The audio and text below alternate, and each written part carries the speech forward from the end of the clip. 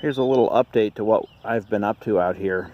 You can see the chicken pens and one rabbit pen. You can see the rabbits in there just working away. I put them out here because one, it feeds them for free, and two, they do such a different job of eating on the pasture. You can tell that there's a definite division between where they've been and where they're going to go to next, which is over here. And we're allowing this side over here to rest for 30 days prior to the birds and rabbits getting on it. And you can see what a job the rabbits have done.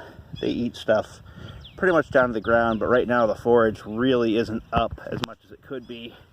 If you notice over here, there's a strip where the pen had a little bit of a gap between where it was yesterday to where it was the next day. That's about how tall the grass was. Before long, it'll be even taller. As we walk back, let's see here, let's start here. This was yesterday, and I don't know if you can see it in the image or not, but there are a ton of perfectly spaced rabbit droppings which do a great job of fertilizing. This is the next day and the next, and you'll notice as we get further along how it appears that it's recovered so much faster. And this is where we were a little over a week ago.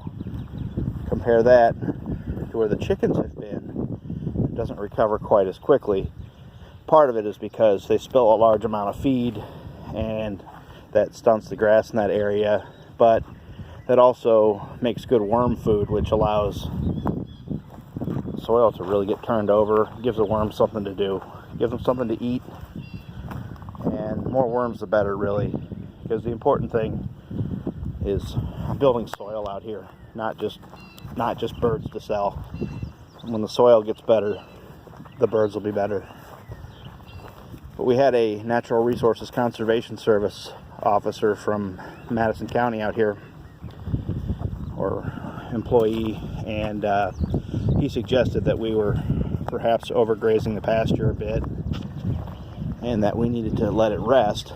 So now I've bumped my fencing out so we can have this 30-day stretch over here when these birds are off the pasture. So by the time they get to the end of the pasture, they'll come off, turn the pens around, and bring them back this way.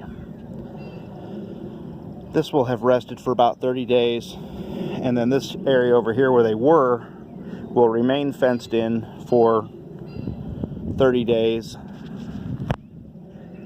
and we'll move this fence over here up a swath to give it 30 days. So in effect, especially once the Red Rangers are out here and there's fewer Cornish, pasture swath should get closer to a 45-day rest, which that's a good thing. But it's what we're doing. I mean, you can see, if I can keep my shadow out of the shot, where the chickens have been. You can see all that white dotting. Again, perfectly spaced chicken droppings, which will just help this grass, this forage, just scream out of the ground. I've also been giving them a little bit of the layer mix. You can see by all that grain that's spilled all over the place. That gives the other wildlife something to do, but also, more importantly, it's kind of a way of taking that spillage and turning it into extra forage for later. They're talking about potentially putting a buffer strip down this course that we're on now. It'll be natives and wildflowers. It'll help protect the Badger Creek watershed a bit more, and it'll also add pollinators to our little farm here. And then also we would be allowed to come down in about August, September and graze it down, which would be about the time of peak rabbits on the farm for me. And then they'll of course eat the heck out of it. Birds will love it as well. But that's what I've got going on. I've got a lot of money in fence here, and the pens are taking kind of a beating. They're 2 years old now and starting to show it.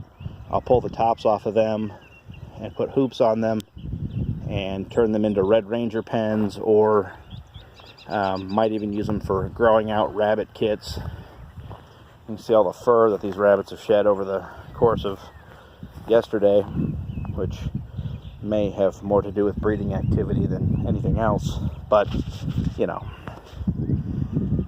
it'll grow back. I'm sure no feelings were hurt. Anyway, that's what I'm up to today.